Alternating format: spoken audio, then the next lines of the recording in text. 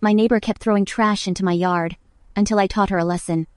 Every morning I found trash in my yard wrappers, food scraps, even used toilet paper. At first, I thought it was just the wind, until one day, I saw her with my own eyes, my neighbor tossing a bag straight out her window into my garden. I went outside, looked her in the eye, and said, "I saw you, why are you throwing your trash into my yard?" She shrugged. "If it bothers you, clean it up." She didn't care, so I figured if she wouldn't listen to words, maybe she'd understand something else. For a week, I collected everything she threw at me. I added some of my own trash too. I packed it all into several black bags. One afternoon, I saw her window open. I climbed up quietly, and threw every bag straight into her living room. Since then, not a single thing has landed in my yard again. She never apologized, but she learned. And that's enough for me. Honestly, I felt like applauding her. It reminded me of the time I threw my sister's makeup out the window because she used to annoy me. And it landed in the neighbor's yard. Total chaos, but effective. What would you have done? They told me not to take remote work so seriously, so I didn't. When remote work started, I was the type to still wear a button-up shirt and fix my hair for Zoom calls. Until one meeting, my boss said, "Guys, relax. No need to look all corporate if you're at home. It's not that serious." Noted. Literally. Next meeting, I joined from my couch, wearing pajamas, eating cereal. No camera until they asked me to turn it on. I had a unicorn head filter on, left it. Gave my report, spoke normally, finished everything. After the meeting, my boss messaged me. That was unprofessional. I replied with his own words. "It's not that serious." Since then, no one ever asks me to turn my camera on again. And every now and then, a coworker says, "I miss the unicorn." That was hilarious. I have a friend who, during home office, was forced to wake up even earlier because her boss said the time she saved on commuting should be used for extra work. Anyone else ever had a boss like that? Ada for sending my kid's dad to jail for cheating? Quick context. Throughout my entire pregnancy, my ex was cheating on me with another woman. He acted all excited about the belly, about getting ready for the baby, and behind my back, he was screwing around without a care in the world. You can't imagine the rage and helplessness I felt. One day, just a gut feeling, I checked his phone, and there it all was. Photos, videos, conversations. The woman was even sending him money. My hands were shaking as I sent everything to my own phone. It was a massive amount of proof of his double life. I didn't think twice. I sent it all to his family, his parents, his siblings, everyone, but not just them. The woman he was cheating with was married and had daughters, so I forwarded everything to her husband, who turns out to be a cop, and her daughters too. The thing is, the woman's husband, quick as a flash, fabricated some false charges against my ex and sent him to jail. I don't know the specifics, but honestly, it was a relief to know he was paying for what he did. Now, people look at me weird, like I'm the villain in this story. They say I ruined a family and put my kid's dad in jail. But what did they expect? That I'd just sit back and look like a fool my entire pregnancy? To me, what he did was way worse. I need to know if you guys think I went too far. It's complicated. I'm not saying revenge is a good thing, but in that situation, I might have reacted the same way. And in the end, what happened was the cop's responsibility, not hers. Do you think she went too far, or was it just karma doing its job? My son died wearing the hospital gown, already under anesthesia. He was 12. We had been waiting for a heart transplant for months. When the call finally came, they said it was a match. They were getting everything ready. It was the happy stand's scariest day of my life. At the hospital, they told us the donor was a child around his age, brain death. All that was left was one signature. Just one damn signature. The donor's parents refused to give consent. I don't know if it was religion, fear, grief, whatever it was. They said no, and the protocol is strict. No consent, no transplant. What no one tells you is that these decisions are made when the recipient is already on the table, everything prepped, seconds matter. They pulled my son out of the operating room while I was still in the waiting area, holding a water bottle with shaky hands.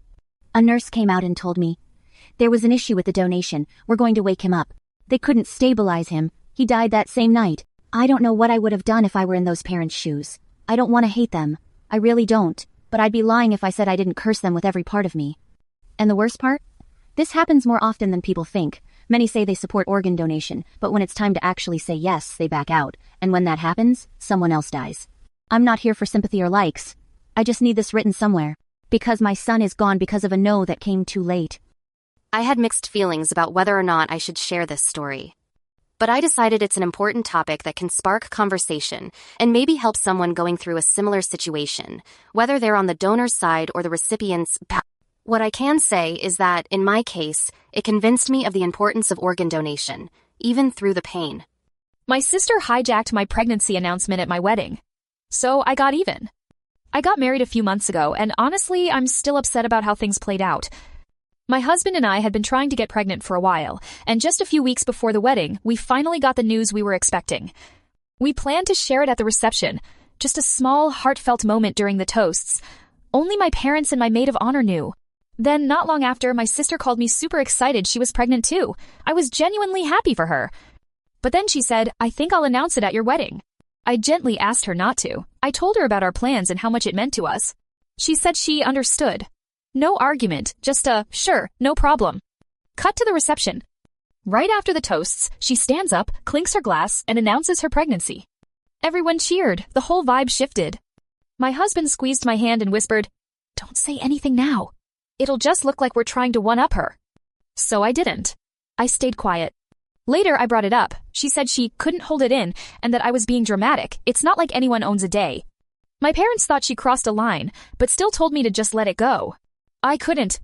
About a month later, we had a small gender reveal party with close family and friends, and didn't invite her. She found out through a cousin's Instagram and texted me all sarcastic like, "Guess I'm not family anymore." I replied, "Just didn't want to risk another surprise announcement. Fair, right?"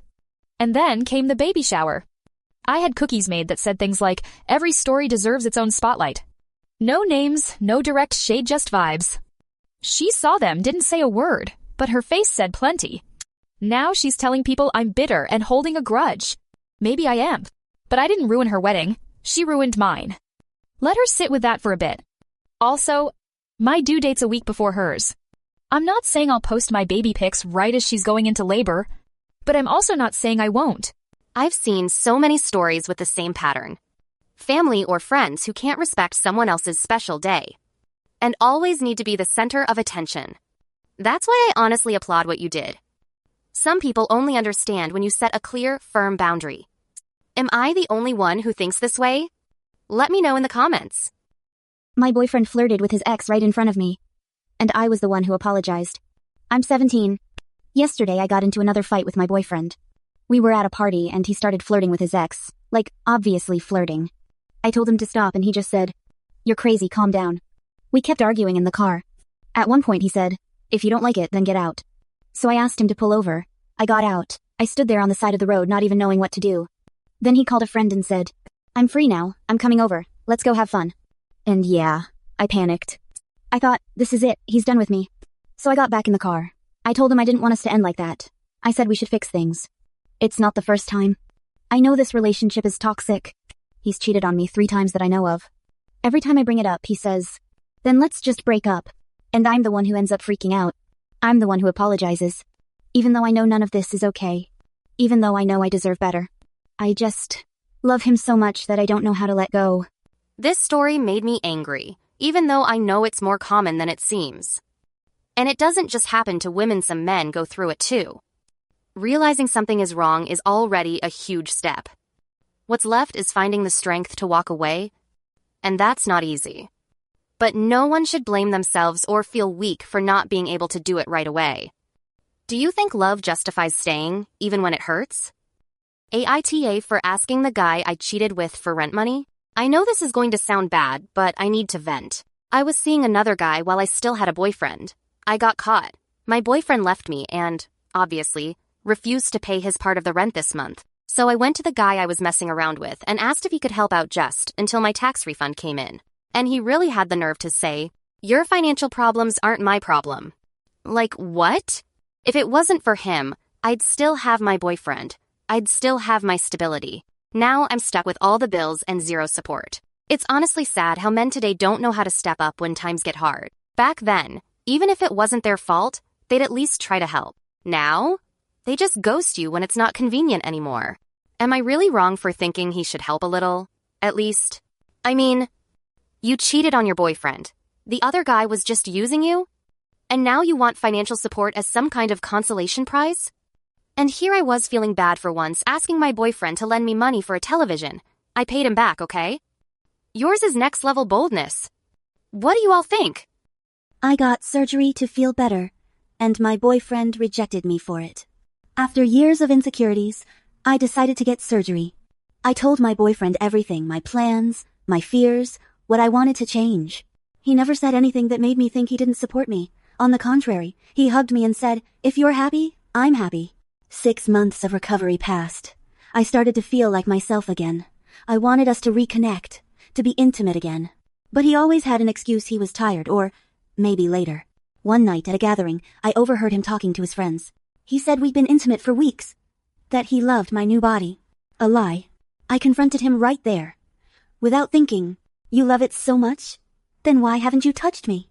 He went quiet. Everyone stared at him. Then he said, "I liked you better before, and you made all those decisions without asking me." I took a breath and replied, "I told you everything. If you stayed silent, it's because you didn't care. And if you don't like how I look now, that's your problem. I love myself more than ever." That night, he stayed with his friends. I left with my dignity. I know this might be a controversial opinion, but I believe that even though it's your body and your choice, your partner is allowed to have an opinion. Not to control you, but to express how they feel. For example, my boyfriend loves long hair. It was one of the things he liked about me from the start, and it's part of what made him want to ask me out. Years later, I wanted to cut it super short. We talked about it. I respected his opinion, and we found a middle ground. I still cut it, just not too short. I think it's okay to change, and it's okay to compromise. And if you can't agree, then maybe the relationship isn't working. But in this case, it doesn't apply because she told him everything, step by step, and he never said a word. So cheer up, girl, someone out there is going to love the new you. What about you all? What would you have done? Am I being unfair for not letting my cousin borrow our grandma's dress? I'm 25 and my cousin Carla is 22. We've always been really different. I'm organized and sentimental when it comes to family stuff, while she's more laid back and honestly a bit careless with her things. Our grandmother passed away 3 years ago and left a few of her special belongings to different family members. She gave me a vintage dress she used to wear for important occasions. She always said I was the only one she trusted to take good care of it. The dress is in perfect condition, and I've kept it safely stored in a special box. I've never worn it, just showed it once at a family gathering. A few days ago, Carla called and asked if she could borrow it for a photo shoot. She said she wanted something retro but real. I told her I'd rather not lend it. I explained that it's not just any dress, it's one of the few things that really connects me to our grandma, and I'd be heartbroken if anything happened to it. She got upset, said I was making her feel like she's not good enough to share in family memories, that it was her grandma too, and I had no right to hoard sentimental things. But the truth is, I've lent her stuff before: blouses, a scarf my mom made, even a pair of shoes I really cared about, and every time she either lost them or returned them stained or wrinkled. She's not malicious, just not careful. My parents said they understand where I'm coming from, but suggested maybe I could let her borrow it just for a little while. Some friends say I should give her a chance. Others think I'm totally justified in saying no. Update. I didn't lend her the dress. She got really cold after that and hasn't spoken to me since. It hurts, but I don't regret it. Some things can't be replaced. Honestly, to me, it's pretty simple. She made it clear her cousin is careless, period. She's already given her chances, and I wouldn't trust someone like that with even a cheap dress, let alone one with sentimental value. Was I wrong to cancel a wedding in my backyard over one ridiculous condition? About a year ago, I inherited my family's home, a beautiful place with a big garden and a lake. When my friend Carlos and his fiancée Anna asked if they could have their wedding there this May, I was happy to say yes. Everything was going smoothly, until a problem came up. My ex, Sophia, is going to be at the wedding because she's Anna's sister. Sophia and I had a messy breakup about 8 months ago. Since then, she's done everything she can to make my new relationship miserable, spreading rumors, messaging my girlfriend weird stuff, even trying to stir up drama in our friend group. Yesterday, Carlos called me with a request I honestly thought was a joke. "Hey man, would you mind coming to the wedding alone? Sophia says she'll feel uncomfortable if your new girlfriend is there." I was stunned. Seriously, this is my house, my backyard. After everything Sophia's done, you want me to hide my girlfriend to make her feel better? Carlos replied, "It's our big day, we just want to avoid any drama." I didn't even hesitate. "Then find another venue. I'm not going to be a guest in my own home just to make your future sister-in-law comfortable." Now they're in full panic mode. The wedding's only 6 weeks away, and they can't find another place. Anna messaged me in tears, saying she always dreamed of getting married in that garden, the same place we played as kids. Our friend group is split. Some say I stood my ground. Others think I'm being selfish and ruining their big day over something that could have been avoided. So now I'm torn. Should I suck it up and go alone just to let them have their dream wedding? Or was I right to draw the line and protect my peace? What would you do if you were in my shoes? I get that it's their special day, but asking the homeowner to exclude his partner just because of an ex's discomfort, that crosses a line. If they wanted to set conditions, they should have rented a venue. No one should feel unwelcome in their own home because of a toxic ex. And honestly, it's been 8 months. Time to move on. I saw a comment that made a lot of sense. Just rent them the place and don't attend. That way, everyone gets what they want, no drama. What about you? Are you on the homeowner's side or the couple's? What's your most embarrassing habit? Mine's one no one knows. Until now. I'm 28 and still do something I probably should have grown out of by age 10. It's embarrassing, but whatever, here it goes. I can't fall asleep unless I sniff my pillow. Not just any pillow. That pillow. It's old, kind of ugly, and I hate when people try to wash it because it loses its smell. It doesn't stink, I think, but it has this scent that calms me down. If I don't breathe it in before sleeping, I get anxious, like can't breathe properly anxious. One time I stayed over at my girlfriend's place and forgot to bring it. I woke up at like 3 a.m., rummaged through her closet trying to find something with a similar smell. I ended up hugging one of her old sweaters like a security blanket. She thought it was sweet. I never told her the real reason. I still can't sleep properly without that pillow near me. Is it weird? Yes. Am I quitting? Probably not. It might sound strange, but we all have that one object, habit, or little ritual that brings us peace. For me, it's an old chest that used to belong to my grandfather. Sometimes I don't even need anything inside, I just open it to feel calm. What about you? Do you have a secret ritual you've never told anyone about?